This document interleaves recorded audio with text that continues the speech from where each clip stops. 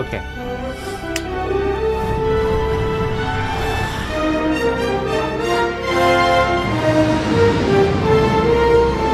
దేవునికి మహిమ కలుగునుగాక. కూడి వచ్చిన మీ అందరూ విన్నవారు మానవతావాదులందరికీ కూడా నా వందనాలు. ప్రియమైన మిత్రులారా, చాలామంది ప్రపంచవ్యాప్తంగా దేవుడు ఉన్నాడు, దేవుని మీద ఆధారపడేవారు, వారి యొక్క మానసిక స్థితి ఎలా ఉంటుంది, ఎలా ఉండాలి అని గ్రంథాలు కానీ, భక్తులు కానీ, బోధకులు కానీ చెప్తూ ఉంటారు అని అంటే భిన్నమైన అభిప్రాయాలు వ్యక్తపరుస్తూ ఉంటారు. అయితే మనం నిజ జీవితంలో కొన్ని విషయాలను గమనించినప్పుడు ఒక టీవీ యాడ్ ఒకటి విన్నాను. అది నా చిన్నప్పుడో లేకపోతే ఇప్పటికీ కూడా అది రన్నింగ్లో ఉందో నాకు తెలియదు, కానీ అది బాగా గుర్తుకొచ్చింది. భగవంతునికి భక్తునికి అనుసంధానమైనది అగరబత్తి అని. అంటే అగరబత్తి వల్ల, భక్తుడిచ్చే ఆ అగరబత్తి వల్ల దేవునికి ఒక కనెక్షన్ ఏర్పడుతుంది. అంటే దేవుడు అంతగా ఆస్వాదిస్తాడు అని ఒక వ్యాపార ప్రకటనలో ఒక చక్కటి కొటేషన్.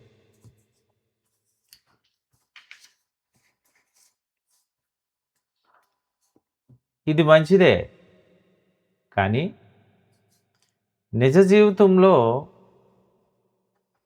మనిషి దేవునితో ఎలాంటి రిలేషన్ కలిగి ఉండాలి? ఎందుకంటే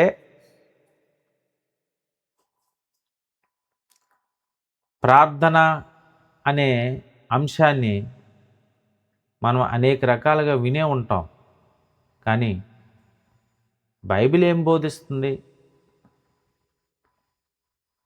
దానివల్ల ఏమైనా ప్రయోజనాలు ఉన్నాయా? ప్రార్థించటం వల్ల ఉపయోగాలు ఏమైనా ఉన్నాయా? ఎందుకు ప్రార్థించాలి? దేనికి ప్రార్థించాలి? ఇలా చెప్పుకుంటూ పోతే చాలా సందేహాలు, ఆలోచనలు మనకు కలుగుతాయి. మిత్రులారా, ఈరోజు మనం అత్యంత ప్రాముఖ్యమైన ప్రశ్న పరిశీలిద్దాం. ఎందుకంటే యేసుక్రీస్తు దేవుని కుమారుడు పిలువబడిన ఆయన ప్రతిరోజు ప్రార్థించేవాడు. ఎందుకు ప్రార్థించేవాడు? ఆయనకు శక్తి లేకపోతే ఆయనకేంటి అవసరం ప్రార్థించడానికి?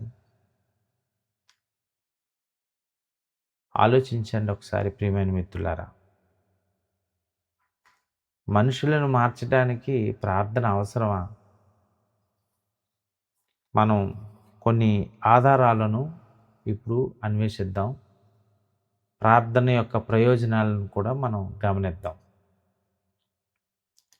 యేసుక్రీస్తు ఎందుకు ప్రార్థించేవాడు? ఆ ప్రార్థన యొక్క మర్మం ఏంటి? అసలు ఆ ప్రార్థన అంటే ఏంటి? ఎందుకంటే మీరు గుర్తుపెట్టుకోవాల్సిన విషయం ఏంటంటే, మనం గ్రహించాల్సిన విషయం ఏంటంటే, బైబిల్ని వెంబడించేవారు బైబిలు హెబ్రూ మరియు గ్రీకు, పాత నిబంధన హెబ్రూ భాషలోను, క్రొత్త నిబంధన గ్రీకు భాషలో వ్రాయబడింది. అక్కడి నుంచి అన్నీ కూడా తర్జుమా చేయబడ్డాయి ఆయా భాషల్లోకి.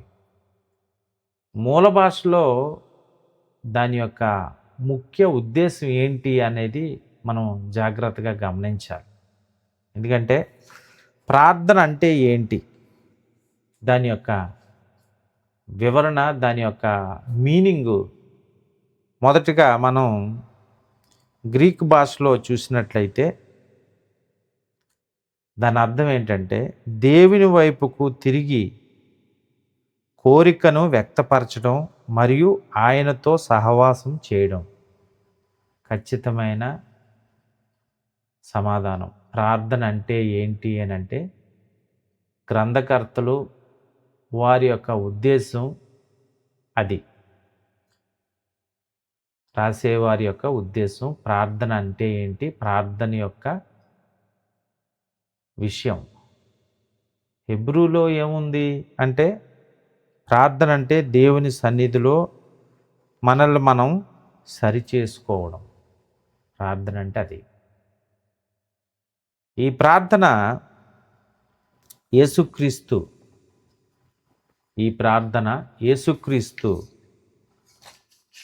ప్రార్థించాడు. అలాగే శిష్యులైన వారు ప్రార్థించారు. పాత నిబంధనలో కూడా ఈ ప్రార్థన గురించి చాలా విషయాలు ఉంటాయి. మిత్రులారా, ఒకసారి దయతో ఆలోచించాలి, అన్వేషించాలని నా మనవి. ఎందుకంటే ప్రార్థన అన్నది బైబిల్ చెబుతూ ఉంది. బయట దానికి మరొక పదం ఉంటుంది, ధ్యానం, మెడిటేషన్. అంటే ప్రార్థన దేనికి ప్రయోజనం? అసలు ప్రార్థన భౌతికమైన ఈ శరీరానికి బలం ఇవ్వదు. ఈ శరీరాన్ని నడిపిస్తున్న ఆత్మ లేదా మనస్సు స్ట్రెంగ్త్నిస్తుంది. అది యేసుక్రీస్తు నమ్ముకున్న వ్యక్తి ప్రార్థన చేస్తేనే స్ట్రెంగ్త్ వస్తుంది అని అనుకోకూడదు. అది చాలా అవివేకం అలా మాట్లాడేవారు. ఇక్కడ మెడిటేషన్ చేసిన, దైవ సంబంధమైన ఏ యొక్క ధ్యానం చేసినా, అది హిందువా, ముస్లిమా, క్రిస్టియన్, మతవాదులను, మత ఆలోచనలను పక్కన పెట్టండి. ఈ భూమి మీద ఏ మనిషి అయినా సరే ధ్యానంలో ఒక విషయం మీద పరమతండ్రిని మాట్లాడుతూ ఆయన పట్ల ధ్యాస కలిగి అడిగినప్పుడు ఖచ్చితంగా అనుకున్న పనులు లేదా ఆ ధ్యానం మీద మనసు ధ్యాస పెట్టేటప్పుడు తప్పకుండా రిజల్ట్ను పొందుతామని సైన్స్ చెప్తుంది, బైబిల్ చెప్తుంది, జ్ఞానులు చెప్తున్నారు, ప్రపంచంలో మేధావులు చెబుతూ ఉన్నారు. సైన్స్ చెప్తుంది, అది మీరు పరిశీలించాలి. విజ్ఞానం చెబుతుంది, ప్రార్థన చేయటం కానీ ధ్యానం చేయటం కానీ చేస్తే మనిషి యొక్క మానసిక స్థితి చాలా బలంగా ఉంటుందని పరిశోధనాత్మకంగా చెప్పడం జరిగింది. డాక్టర్ ఆండ్రూ న్యూబర్గ్ ఆయన బృందం మెదడును స్కానింగ్ ద్వారా కొన్ని పరిశోధనలు చేసి 5 అంశాలుగా వివరించారు. అందులో తేలే సారాంశం ఏంటంటే, ఎవరైతే గాఢంగా ప్రార్థన చేస్తారో, ఎవరైతే ఎక్కువగా ధ్యానం చేస్తారో, వారి యొక్క జీవితాల్లో మానసిక ప్రశాంతత, వారి యొక్క మానసిక స్థితి చాలా స్ట్రాంగ్గా ఉన్నట్టుగా పరిశోధనలో తేలాయి. ఇది వాస్తవం. దానికి సంబంధించిన సమాచారం కూడా మీ ముందు పెడుతూ ఉన్నాను. ఇకపోతే ఈ ప్రార్థన యొక్క ప్రాముఖ్యత గురించి యేసు నుంచి మనం జాగ్రత్తగా పరిశీలించినట్లయితే కొన్ని లేఖనాలు ఉన్నాయి, వాటిని కూడా మనం పరిశీలన చేద్దాం.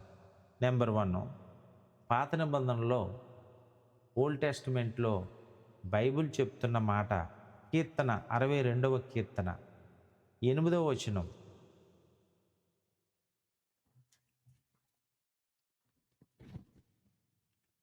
కీర్తన 62వ కీర్తన 8వ వచనం, ప్రజలతో ప్రజలతో దేవుని వాక్కు ఏమని సెలవిస్తుంది అని అంటే, చదవండి.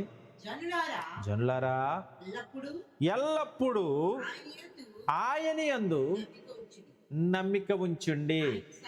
చూడండి ప్రియమైన మిత్రులారా, ఎల్లప్పుడూ, ఎప్పుడు, ఎవ్రీడే నీవు ఆయన మీద నమ్మిక ఉంచండి. అనగా దేవుని మీద నమ్మిక ఉంచాలి, దైవం మీద నమ్మిక ఉంచాలి. ఎందుకు దైవం మీద నమ్మిక ఉంచాలి అని అంటే, భూ సంబంధంగా భౌతికంగా ప్రతి పని చేసేటప్పుడు ఒక పని మీద నమ్మకము, ఆ పని మీద ధ్యాస, ఆ పని చేసేటప్పుడు మరి ప్రపంచం చూస్తుందని గమనిస్తూ ఎంత శ్రద్ధతో పని చేస్తామో, అలాగే దేవుని మీద ప్రతి సమయమందు కూడా ఏం చేయమని అక్కడ లేఖనం చెప్తుంది. చూడండి, మళ్ళా చదవండి. ఆయన మీద జనులారా ఎల్లప్పుడూ ఆయన మీద నమ్మిక ఉంచండి. ఎల్లప్పుడూ ఎల్లప్పుడూ ఎల్లప్పుడూ కీర్తనాకారుల్లో అనేకమైన మాటలు ఉన్నాయి. దేవుని వాక్యాన్ని దివారాత్రుల్లో ధ్యానించేవాడు ధన్యుడు, అతడు నీటి కాలువ నాటబడింది ఆకువాడక తన కాలం ముందు ఫలమిచ్చి చెట్టు వలె ఉండును అని లేఖనం సెలవిస్తుంది. ఎవరైతే ఆయన యందు భయభక్తులు కలిగి ఉంటారో, ఆయన మీద ఆనుకొని ఉంటారో, వారి జీవితాలు బాగుంటాయని దేవుని వాక్యం సెలవిస్తుంది. ఎప్పుడూ ఉండాలి. ఎందుకంటే మానవ మనస్సు, మానవ యొక్క దేహము, మానవ యొక్క ఆలోచనలు ఎప్పటికప్పుడు మారిపోతూ ఉంటాయి. కాబట్టి భక్తులైన వారిని మనము చరిత్రలో మనం చూసాం. ఒక దావీదుని చూసాం, ఒక మోషేని చూసాం, ఒక అబ్రహాం చూసాము, ఒక సంసోన్ని చూసాము, ఈ యేసుక్రీస్తు శిష్యులను మనం చూసాం. ప్రతి ఒక్క మనిషి యొక్క భక్తుడైనా, లేకపోతే భుక్తుడైనా, లేకపోతే నాస్తికుడైనా, హేతువాది అయినా, దేవుని కుమారుడైనా, లేకపోతే మరొకరైనా ఎవరైనా సరే మానవుని యొక్క జీవితంలో ఎందుకు అలా జరుగుతుంది అని అంటే, ఆనాడు దేవుడు చెప్పిన నియమాన్ని ఉల్లంఘించారు. ఆదాము అవ్వలు దేవుడు తినొద్దన్న పండును తిన్నందువల్ల వారి యొక్క జీవితాల్లోని ఒక మార్పు చేకూర్చుంది. ఏంటంటే సహజంగా మానవుని యొక్క లక్షణము మార్పు, దైవానికి వ్యతిరేకంగా నడవటము, లేకపోతే తన ఇష్ట ప్రకారంగా అది మంచిది అనుకొని తప్పిపోవడము, ఇలాంటివి సహజం. కాబట్టే దేవుని వాక్కు వచ్చింది. దైవోక్తి లేక జనులు కట్టు లేక తిరుగుతారని దేవుని వాక్యం సెలవిస్తుంది. కనుకనే దేవుని వాక్యం చెప్పేది ఏంటంటే, ఎల్లప్పుడూ కూడా ఆయనను వేడుకోవాలి. ఎల్లప్పుడూ కూడా ఆయన యొక్క సన్నిధిలో మనం ఉండాలి. ఎల్లప్పుడూ ఏం చేసినా, నువ్వు కూర్చున్నా, నువ్వు మాట్లాడినా, నువ్వు నడిచినా, నువ్వు పడుకున్నా, ప్రతి సమయం అందు కూడా దేవుని గురించి అదొక సీక్రెట్. అది ఎవరు అవలంబిస్తే వారి యొక్క జీవితాలు బాగుంటాయి. అది భక్తుడైనా, నేను చెప్పాను కదండి, అది భక్తుడైనా, లేకపోతే భుక్తుడైనా, లేకపోతే ఇంకెవరైనా సరే, భూ సంబంధంగా ఆలోచించేవాడైనా, పర సంబంధంగా ఆలోచించేవాడైనా, దేవునికి ఇష్టడైనా, ఈ భూ సంబంధంగా జీవించే వ్యక్తి అయినా, ఎవరైనా సరే దైవ నియమము అందరికీ సమానమే. ఇది గుర్తుపెట్టుకోండి ప్రియమైన మిత్రులారా. కాబట్టి జనులారా ఎల్లప్పుడూ ఆయన యందు నమ్మిక ఉంచుడి, ఆయన సన్నిధిని మీ హృదయములను కుమ్మరించండి. ఏమన్నాడండి? ఆయన సన్నిధిని, ఆయన సన్నిధానంలో మన హృదయాలను ఏం చేయాలటండి? కుమ్మరించుడి. ఇంకా దేవుడే మనకు ఆశ్రయము.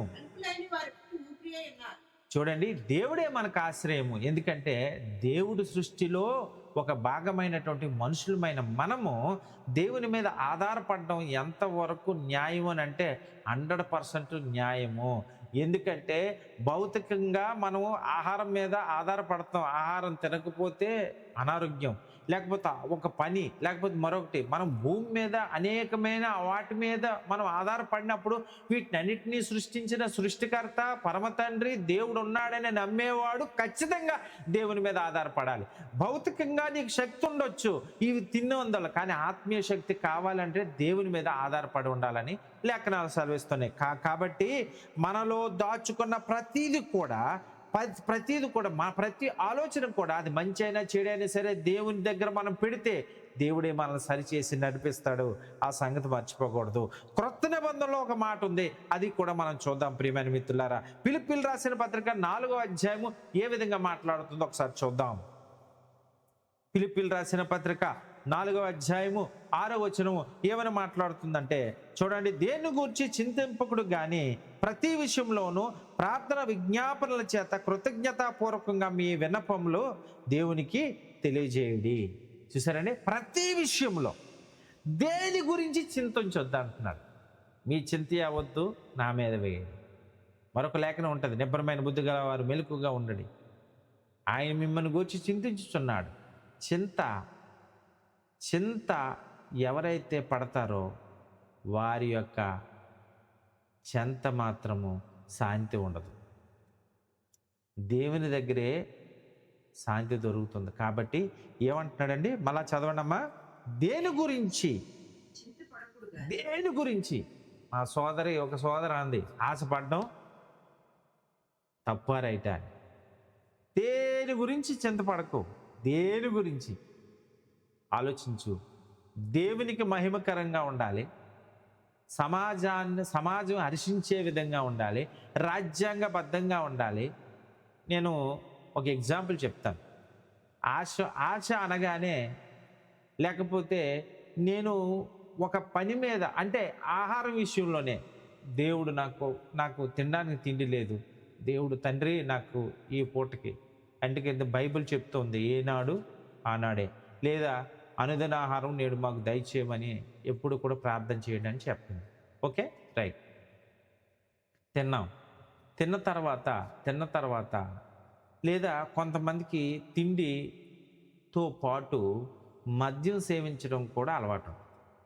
మద్యం చట్టబద్ధతే, కానీ ఆ మద్యం వల్ల వచ్చిన ఉపయోగం ఏంటి అని అంటే,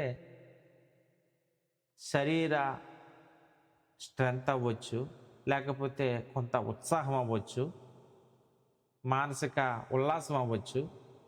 తీసుకున్నాడు. మద్యం ఎక్కువ తాగితే ఇంకా నష్టం కలుగుతుంది. కాబట్టి ఎక్కువ తాగకూడదని ప్రభుత్వం వారు చెప్తారు. అందు గురించి తాగి డ్రైవ్ చేయకూడదని ప్రభుత్వం వారు అనేకమైన యాడ్స్ లేకపోతే హెచ్చరికలు చెప్పడం జరుగుతుంది. చట్టం దృష్టిలో నువ్వు తాగి డ్రైవ్ చేస్తే నువ్వు దొరుకుతావు, శిక్ష పడుతుంది అనేది చట్టాలు చెప్తున్నాయి. అయితే ఇంకొక స్టెప్ ముందుకెళ్తే మాదక ద్రవ్యాలు, డ్రగ్స్, గంజాయనో లేకపోతే ఇతర అవి తీసుకున్నా సరే సైడ్ ఎఫెక్ట్స్, రోగాలు, ఆ సమయానికి స్ట్రెంత్, లేకపోతే ఒకలాంటి మగతు, లేకపోతే ఒకలాంటి ఆనందం ఉంటుంది. కానీ అది ప్రభుత్వం నిషేధించింది. అంటే నీకు ఆశ ఉంది కదా అని ఆశ, అది కూడా ప్రకృతిలో దేవుడు సృష్టించాడంటే దాని పని వేరు, దీని పని వేరు. దానివల్ల కొన్ని మెడిసిన్స్కి సంబంధించిన ప్రకృతిలో దేవుడు ఏర్పాటు చే ప్రతీది కూడా దాని వెనకాతల ఒక రీజన్ ఉంటుంది. ఇప్పుడు అది దేవుడిని అడుగుదామా, తండ్రి నాకు ఒక చిన్న డ్రగ్, ఒక కేజీ ఇంట్లో ఉండి ప్రతిరోజు నేను ఆస్వాదించడానికి ధూమపానం మరి ఎలాగైతే తాగుతున్నారో అట్లాగే నేను ధూమపానం చేస్తాను, మరి నాకు కావాలి అని అంటే అది న్యాయబద్ధమేనా? ఆలోచించండి ప్రియమైన మిత్రులారా. కాబట్టి మనం అడిగే ప్రతి పదం, ప్రతి మాట ఆచితూచి దేవునితో మాట్లాడాలి. ఇక్కడ భక్తుడు ఏమన్నాడు, అంటే ఆ పౌలు గారు ఫిలిప్పీ సంఘానికి రాస్తూ ఆయన చెప్పిన మాట ఏంటంటే, దేని గురించి మీరు చింతించకండి, కానీ ప్రతి విషయంలోనూ కూడా ప్రార్థన విజ్ఞాపనలో కృతజ్ఞత పూర్వకంగా దేవునికి మీరు విన్నపాలు తెలియజేయండి అని అంటున్నాడు. ప్రార్థన అనేది ఆందోళనను తొలగిస్తుంది, కానీ దేవునిపై ఆధారపడేలా చేసే గొప్ప శక్తిని మనకి కలుగుతుంది. అది మనం ఎప్పుడైనా ఆలోచించామా ప్రియమైన మిత్రులారా? ఎందుకంటే మనం తెలుసుకోవాలి. అందు గురించి యేసుక్రీస్తు దేవునితో ఎప్పుడు కూడా ప్రార్థనలో ఉండేవాడు. చూడండి ఆ మాట చూద్దాం ఒకసారి. మార్కు సువార్త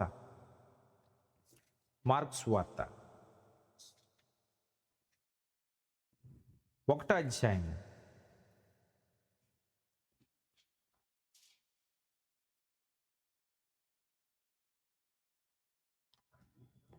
35వ వచనం ఏమని మాట్లాడుతుంది చూడండి ఒకసారి. ఆయన పెందలక్కడనే లేచి ఇంకనూ చాలా చీకటిగా ఉండగానే బయలుదేరి అరణ్య ప్రదేశంలోనికి వెళ్ళి అక్కడ ప్రార్థన చేయుచుండెను. ఆయన పెందలక్కడనే లేచి ఏం చేశాడండి? ఏం చేశాడు ఆయన అంటే మొదట స్థానము మొదటి స్థానం మొట్టమొదట తన యొక్క ఉదయకాలపు దినచర్యలో మొట్టమొదట ఎవరికి వెళ్ళిందండి? దేవునికి. తన యొక్క ఎందుకంటే ఆయన వెంబడించేవారు. చూడండి, సెలబ్రిటీస్ ఎక్కువ మంది సెలబ్రిటీస్ని ఫాలో అవుతూ ఉంటారు. ఎందుకు ఫాలో అవుతూ ఉంటారు అని అంటే అదొక రకమైన యావ. అయితే ఆ సెలబ్రిటీలు ఏం చేస్తారో, ఏం కట్టుకుంటారో, ఎలా ఉంటారో, ఎలాగ వారి యొక్క శైలి ఉంటుందో ఆ రకంగానే ఈ యొక్క ఫ్యాన్స్, ఫాలోవర్స్ నడుస్తూ ఉంటారు. అలాగే క్రీస్తు మార్గము గనుక ఆనాడు ఈరోజు క్రైస్తవ్యము నిలబడిందంటే ఏ పునాది? క్రీస్తువాడు. క్రైస్తవ్యం అంటేనే క్రీస్తు పునాది, దేవునికి ఒక మార్గం. కాబట్టి ఆయన యొక్క ప్రతి నడవడిక, తన యొక్క మార్పు, తన యొక్క జీవనశైలి, జీవన విధానం కంపల్సరిగా భక్తుని మీద ప్రభావం చూపిస్తుంది. కనుక తను చేసి చూపించాడు. కాబట్టి ఆయన పెందల కడనే లేచి ఏం చేశాడటండి? ప్రార్థన చేశాడు. కానీ మనమైతే, మన భక్తులైతే మేము చాలా జ్ఞానవంతులం, మేము చాలా తెలివైన వాళ్ళం. వాళ్ళు ప్రార్థనలు చేస్తారు, వ్రతాలు అంటారు, ఇదంటారు, అదంటారు, వారు ఏదో చేసుకుంటారు. కానీ వారికంటే మేము బహుశ్రేష్ఠులము అని ప్రసంగాలు కానీ లేకపోతే కామెంట్స్ కానీ చేస్తున్న భక్తులకు నేను చెప్తూ ఉన్నాను. ఒక హిందూ సోదరుడు అవ్వచ్చు, ఒక ముస్లిం సోదరుడు అవ్వచ్చు, లేకపోతే మరొకరు అవ్వచ్చు, వారి భక్తిని కించపరిచే ముందు మన యొక్క భక్తి ఎలాగుందో అనేది మనం ఆలోచించాలి. నేను చెప్పాను కదా, ఏ భక్తి అయినా సరే, ఏ ఆలోచన అయినా సరే మెడిటేషన్ వల్ల మార్పు చెందుతాము. అలాగే దైవ సంబంధంతో దేవునితో మాట్లాడే ప్రతి ఒక్కరికి కూడా ఖచ్చితంగా వారి అవసరతలు తీరుతాయి. ఇది వాస్తవం. అంతే తప్ప నేను యేసు ప్రభువుని నమ్మితే, యేసు ప్రభువుని అడిగితే, అసలు యేసు ప్రభువుని అడగాలా లేదో, అసలు ఎవరిని అడగాలో తెలియలేని వాళ్ళు చాలామంది ఉన్నారు. ఇందులోనే భిన్నమైన ఆలోచనలు, భిన్నమైన అభిప్రాయాలు ఉన్నాయి. పక్కవారి అభిప్రాయాలను తప్పిపట్టడం అనేది మనకి తగునా? ఆలోచించండి. కాబట్టి ఇక్కడ మనం గుర్తుపెట్టుకోవాల్సిన విషయం ఏంటంటే, ఆయన పెందలకాడనే లేచి ప్రార్థన చేశాడు. ప్రతి క్రైస్తవుడు చేయాల్సిన పని ఏంటంటే, మొదట నీ పనిలోనికి వెళ్ళే ముందు పెందలకాడనే లేచి ప్రార్థన చేయాలి. భక్తులైతే వేకుమునే లేచి ప్రార్థన చేశారు. దేవునితో సహవాసం అనేది ప్రతి క్రైస్తవుడికి ప్రార్థనతో ఆరంభం అవుతుంది. యేసుక్రీస్తు అందు గురించే దేవునికి విన్నవించుకున్నాడు. తన యొక్క దేవుడి దగ్గర విన్నప్పటికీ కూడా ఈ భూమి మీదకి వచ్చి దేవుని యొక్క సన్నిధిని పొందుకున్నాడు. ఆ ప్రార్థన వల్ల శక్తిని పొందుకోవడం, ఆ ప్రార్థన వల్ల దేవునితో ఎలాంటి సంబంధం కలిగి ఉంటామో అన్నది అక్కడ యేసుక్రీస్తు వారు చూపించారు. ఈనాడు ఒకసారి మనం ఆలోచించండి ప్రియమైన వాళ్ళారా. మీకు ఇంకొక చిన్న మాట చెప్తాను. ఎందుకంటే సోషల్ మీడియా వచ్చింది కాబట్టి, లేకపోతే మొబైల్స్ ఎక్కువగా ఉన్నాయి కాబట్టి, నీకు కొత్తగా పరిచయమైన ఒక స్నేహితుడు అవ్వచ్చు, స్నేహితురాలు అవ్వచ్చు, పరిచయం అయ్యారు. అతను ఎలాంటి వ్యక్తి అయినా సరే, నీవు ఏ ఉద్దేశంతో పరిచయం పెంచుకున్నా సరే, ఒక వ్యక్తితో నువ్వు మాట్లాడేటప్పుడు కంటిన్యూగా మాట్లాడితే వారికి మీకు ఉన్న సంబంధం గట్టిపడుతుంది. ఈరోజు మాట్లాడాం, ఒక 10 సంవత్సరాల తర్వాత మాట్లాడుకుంటే ఆ వ్యక్తిని మనం గుర్తుపెట్టుకుంటామా? గుర్తుపెట్టుకోలేము, మర్చిపోతాం. వారితో రిలేషన్ అనేది, మనకి సహవాసం అనేది ఉండదు. ఎవరితోటైనా మనం రిలేషన్ పెంచుకోవాలంటే ముందు వాక్కు లేకపోతే మాట ద్వారాగా ముందు రిలేషన్ పెంచుకోవాలి. అప్పుడే ఆ రిలేషను ఆ రిలేషన్ ఏమవుతుందంటే బంధం ఏర్పడుతుంది. అది ఎంతవరకు వాస్తవమో, అది ఎంతవరకు నిజమో అది మీ అందరికీ తెలుసు. అలాగే దేవునితో సహవాసం లేకుండా ఇక్కడ మనసులో అనుకున్న దేవుడికి నాకు అన్నీ తెలుసులే నా గురించి, నేను దేవుడితో మాట్లాడితే ఇక్కడే ఉండి మాట్లాడుతాను, నాకు దేవుడికి తెలిసిపోద్ది అని ఎదవ కామెంట్లు చేసే వాళ్ళకి ఇది హెచ్చరిక. పనికిరాని మాటలు చెప్పేవాళ్ళు. ఇక్కడుండి ఇక్కడుండి నీ స్నేహితుడికి స్నేహితుడికి వినబడుతుందిలే, లేకపోతే ఫోన్లో మాట్లాడి ఫోన్ ఇక్కడుంది, ఫోన్ ఇక్కడుంది. నువ్వు అక్కడి నుంచి నీ స్నేహితుడితో మాట్లాడావనుకో సరిగ్గా వినబడదు. అప్పుడేంటి పరిస్థితి? ఆలోచించండి ప్రియులారా. కాబట్టి దేవునితో సంబంధం, అందుగురించి యేసుక్రీస్తు మరొక ఆయన ఆయన ప్రార్థనలో మరొక ప్రార్థన ఉందండి. అది చాలా ఆసక్తిని ఇచ్చే ప్రార్థన. ఎందుకంటే కష్టం కలిగేటప్పుడు దేవుడి దగ్గర ఎలాంటి మన యొక్క మనసును వ్యక్తపరచాలో ఆయన చూపించే ప్రార్థన. చూడండి లూకా సువార్త 22వ అధ్యాయం 42వ వచనం. లూకా సువార్త 22వ అధ్యాయము 42వ వచనం. సారీ 22వ అధ్యాయము 42వ వచనం ఏమని మాట్లాడుతుందో ఒకసారి చూడండి ప్రియమైన వాళ్ళారా. తండ్రి, ఈ గిన్నె నా యొద్ద నుండి తొలగించుటకు నీ చిత్తమైతే తొలగించుము. ఏమన్నాడండి ఇక్కడ? తండ్రి దగ్గర ఆయన ప్రార్థన చేస్తున్నాడు. ఈ ప్రార్థన ఎప్పుడంటే ఆయన అప్పగింపబడిన రాత్రి గెత్సెమనే తోటలో ఆయన ప్రార్థన చేస్తున్నాడు. ఏమని ప్రార్థన చేస్తున్నాడంటే ఆ రోజు ఆయన అప్పగింపబడతాడు కాబట్టి చాలా దుఃఖముతో ఏమంటున్నాడంటే, అంటే ఆయనకు ఒక కష్టం వచ్చింది. కష్టాన్ని దేవునికి చెప్పాడు. ఏమని చెప్పాడంటే, తండ్రి నీ చిత్తమైతే ఇది జరిగించు. తొలగించడం నీ ఇష్టమే, భరించడం కూడా నా ఇష్టం. మీరు భరించాలి అని అంటే నేను భరిస్తాను. అలాగే ఈరోజు మనకు కష్టం వచ్చేటప్పుడు, కష్టం కలిగేటప్పుడు ఎవరి దగ్గర పెడుతున్నాం? ఒక ఉన్నతమైన వర్గం దగ్గర వచ్చి పెడుతున్నావా? లేకపోతే ఒక అధికారి వద్ద పెడుతున్నావా? లేకపోతే దేవుని దగ్గర వచ్చి పెడుతున్నావా? నీకు కష్టం కలిగింది, మోకరించి ప్రార్థన చేసి దేవుడి దగ్గర, తండ్రి నీకు ఇష్టమైతే దీని నుంచి నన్ను విడుదల చేయని ఎప్పుడైనా అడిగామా? డిమాండింగ్ ప్రార్థనలా? ప్రార్థనలో ఒక విధేయత ఉండాలి, ప్రార్థన చేసే విధానం ఉండాలి. ప్రార్థన యేసుక్రీస్తు వారు తను జీవించిన జీవితకాలంలో ఒక ప్రార్థన గురించి ఒక విషయం చెప్పాడు ఆయన. నువ్వు ప్రార్థన చేసేటప్పుడు గదిలోనికి వెళ్ళి రహస్యమందున్న చూచు నీ తండ్రికి నువ్వు ఎలా ప్రార్థన చేయాలి? విస్తారంగా మాటలు మాట్లాడడం కాదు, లేకపోతే ఏదో వ్యర్థమైన మాటలు మాట్లాడడం కాదు. దేవునితో మాట్లాడేటప్పుడు ఒక ప్రోటోకాల్ ఉంటుంది. ఒక అధికారి దగ్గరికి వెళ్ళేటప్పుడు నువ్వు సరిగ్గా మాట్లాడలేవు కాబట్టి ఒక దరఖాస్తు రూపంలో ఒక విషయం ఆయనకు తెలియపరుస్తావు. ఎలా మాట్లాడుతావు? వెళ్ళేదేమో కలెక్టర్ గారి దగ్గరికి వెళ్తే నువ్వేమో ప్యూన్కి రాస్తావా?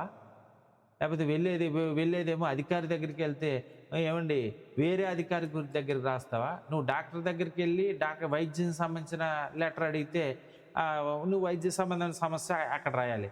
కానీ అక్కడ ఏమొచ్చి అది పోలీసు వారికి ఇచ్చే కంప్లైంట్ని నువ్వు అక్కడ ఇస్తావా? ప్రార్థన కూడా అర్థం లేని ప్రార్థనలో ఒక సక్రమంగా లేకుండా అక్రమంగా ప్రార్థన అడగడం, దేవుని డిమాండ్, దేవుణ్ణి అంటే దేవుడు అలా కూర్చొని ఉంటాడు, నువ్వు అడిగినప్పుడు అలా ఇచ్చేయాలి. అది నీ ప్రార్థన, అది మన ప్రార్థన. ఆలోచించండి ప్రియమైన వాళ్ళారా. కానీ ఇక్కడ యేసు ప్రార్థన ఎలా ఉంది? యేసు శిష్యుల ప్రార్థన ఎలా చేయమన్నాడు? ప్రార్థన యందు మెలకువగా కలిగి ఉండండి అని అన్నాడు. ఆలోచించండి ప్రియమైన, మన భారత రాజ్యాంగం కూడా మనకి ఎంతో స్వేచ్ఛనిచ్చింది. మతము భారత రాజ్యాంగం ఆర్టికల్ 25 ప్రకారం ప్రతి పౌరుడు కూడా తన నమ్మకాన్ని బట్టి సృష్టికర్తను విశ్వసించే, ఒక భౌతికంగా పూజించుకునే ఆ యొక్క స్వేచ్ఛనిచ్చింది. చట్టం మనకు ఆ హక్కునిస్తే బైబిల్ మాత్రం ఆత్మీయ బంధాన్ని ఇచ్చింది. ఆత్మీయతను నీవు దేవునితో మంచి రిలేషన్ పొందుకోవడానికి బైబిల్ చక్కగా ఒక మార్గం చూపించింది. అది ఆలోచించండి ప్రియమైన వాళ్ళారా. కాబట్టి నేను ఎందుకు చెప్తున్నాను అంటే, కొన్ని విషయాలు బైబిల్లో ఉన్నాయి. ఆ మాట చెప్తే కొంచెం మనసుకు బాధ వచ్చినా అది మాత్రం ఖచ్చితంగా మనం తెలుసుకోవాలి. చూడండి సామెతలు 3వ అధ్యాయము.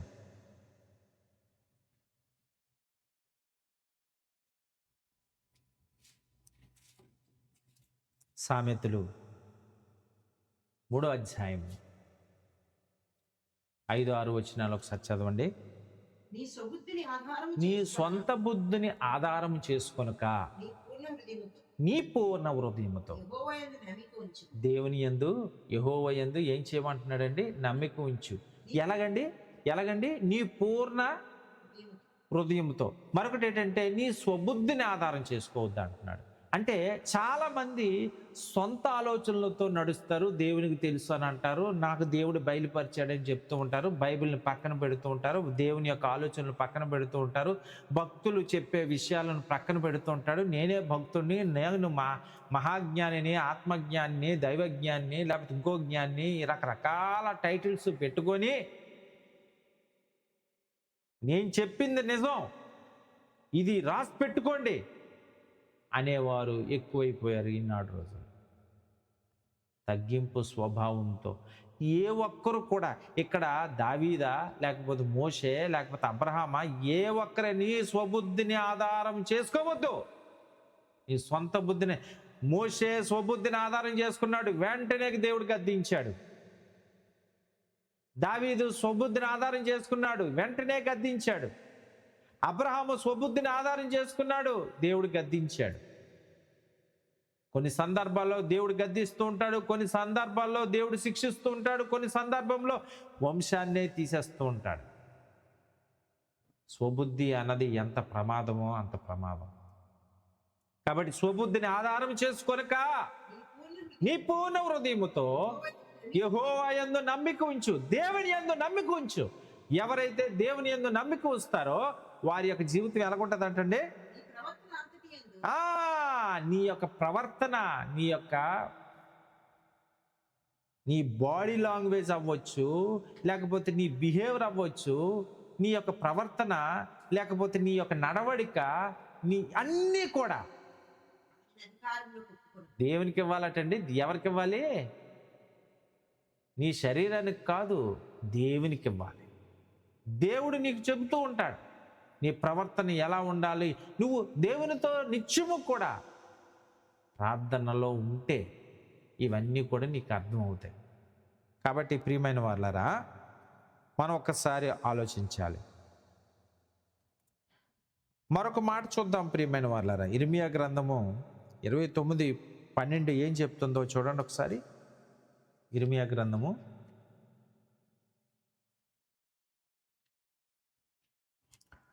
29:12 ఏం చెప్తుందో ఒకసారి చూద్దాం.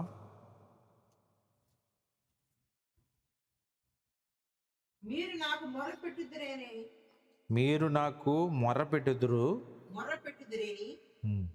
మీరు నాకు ప్రార్థన చేయదురేని నేను మీ మనవి ఆలకింతును. చూడండి, ఇక్కడ మీకు అర్థమైన రీతిలో చెప్తున్నాను.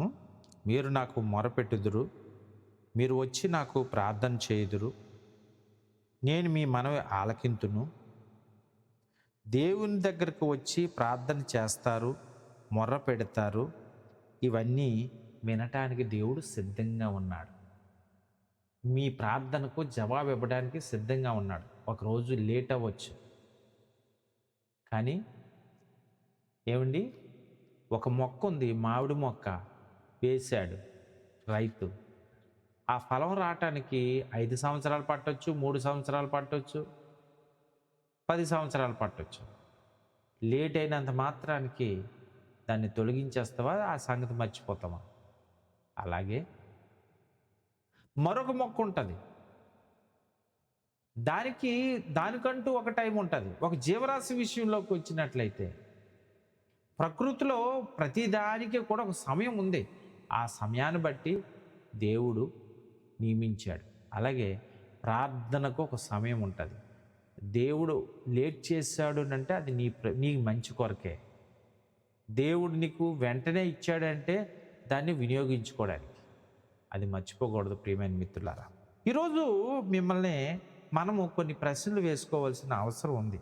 ఎందుకంటే నేను ప్రతిరోజు కూడా దేవునితో మాట్లాడుతున్నానా, లేక అవసరమైనప్పుడు మాత్రమే మాట్లాడుతున్నానా, అంటే ప్రార్థన చేస్తున్నానా? ఆలోచించండి ప్రియమైన మిత్రులారా. నా ప్రార్థనలో దేవుని చిత్తం ఎక్కువగా ఉందా, లేకపోతే దేవుని చిత్తం కాకుండా నీ చిత్తం ఎక్కువగా ఉందా? చిత్తం అంటే ఉద్దేశం, ఇష్టం. దేవుని ఇష్టం ఎక్కువగా ఉందా, నీ ఇష్టం ఎక్కువగా ఉందా? ఆలోచించండి ప్రియమైన వాళ్ళారా. యేసులాగా ఏకాంత ప్రార్థన చేయడం అనేది నువ్వు అలవాటు చేసుకున్నావా? లేదంటే నీ సొంత స్థానంలో ఎక్కడ కూర్చుంటే అక్కడే దేవుడు ఎక్కడ ఉంటాడో అక్కడే చక్కగా దేవుడు ఆలకించేస్తాడని నువ్వు అనుకుంటున్నావా? నువ్వు తినే తిండికి ఒక శుచి శుభ్రత ఉండాలి. ప్రతిదానికి పడక గదికి శుచి శుభ్రత ఉండాలి. వాష్‌రూమ్‌కి శుచి శుభ్రత ఉండాలి. ప్రతిదానికి ప్రోటోకాల్ పాటించేటప్పుడు ప్రార్థన విషయంలోని ఎక్కడైనా ఆయనే కదా అని అనుకుంటున్నావా? ఆలోచించండి. అవకాశం లేనప్పుడు అవకాశం లేనప్పుడు నువ్వు ఏ విధంగా అయితే క్లిష్ట పరిస్థితుల్లో ఒక తిండి విషయంలో, ఒక నిద్రపోవడం విషయంలో ఏ విధంగా అయితే ముందుకెళ్తున్నావో, అలాగే ప్రార్థన కూడా అవకాశం లేనప్పుడు నువ్వు చేయడం వేరు. కానీ అవకాశం ఉండి కూడా నాకు ఉద్యోగానికి టైం అయిపోతుంది, ఆఫీస్‌కి టైం అయిపోతుంది, లేకపోతే ఇంకో టైం అయిపోతుందని ప్రార్థన మానేసి, దేవునితో మాట్లాడకుండా నీ యొక్క జీవితాన్ని ముందుకు సాగిస్తే అది క్షేమకరంగా ఉంటుందా? ఒకసారి ఆలోచించుకోండి. ఏమండి? దేవుడు లేదా బైబిలు లేకపోతే యేసుక్రీస్తు భక్తులు చెప్పారు ఇతరుల కొరకు కూడా ప్రార్థన చేయమని. ఆ ప్రార్థనలు ఎప్పుడైనా చేస్తున్నావా? శత్రువు కొరకు కూడా ప్రార్థన చేయమంటున్నాడు. అధికారుల కొరకు కూడా ప్రార్థన చేయమన్నారు. ఎప్పుడైనా మనం ప్రార్థన చేశామా? చేస్తున్నామా? ఆలోచించండి ప్రియమైన మిత్రులారా. ప్రార్థన వల్ల నీ స్వభావం మారుతుందని బైబిల్ చెప్తుంది. నీ స్వభావంలో మార్పులు ఏమైనా చూస్తున్నావా? ప్రార్థన లేకపోతే స్వభావం మారదు. ప్రార్థనా జీవితం లేకపోతే మన స్వభావం ఎలా ఉంటుందో ప్రపంచం చెబుతూ ఉంటుంది. ఆలోచించండి. యేసు చూపించే ఈ ప్రార్థనా జీవితం నీ జీవితంలో నీ యొక్క ప్రార్థన వల్ల ఇతరులకు ఎలా చూపిస్తున్నావు? ఆలోచించండి ప్రియమైన మిత్రులారా. కనుక మన యొక్క ప్రార్థన విశ్వాసంతో ఉండాలి. మన యొక్క ప్రార్థన ఎడతెగక ఉండాలి. మన యొక్క ప్రార్థన కృతజ్ఞతా ప్రార్థన అయి ఉండాలి. ఎడతెగక ప్రార్థన చేయాలి. మధ్యలో ఆగకూడదు. కృతజ్ఞతాపూర్వకంగా ఉండాలి ప్రభుకి. ఎప్పుడైతే మనం మన యొక్క ప్రార్థనలు ఎక్కువగా దేవుని వైపు చేస్తామో, దేవుడి చిత్త ప్రకారంగా అంటే ప్రార్థించే పెదవుల కంటే సాయం చేసే చేతులు మిన్న అని అంటూ ఉంటారు కదా! అలాగా ప్రార్థించే పెదవుల కంటే ప్రార్థనాపూర్వకంగా నడిచే జీవితమే మిన్న. ఆలోచించండి.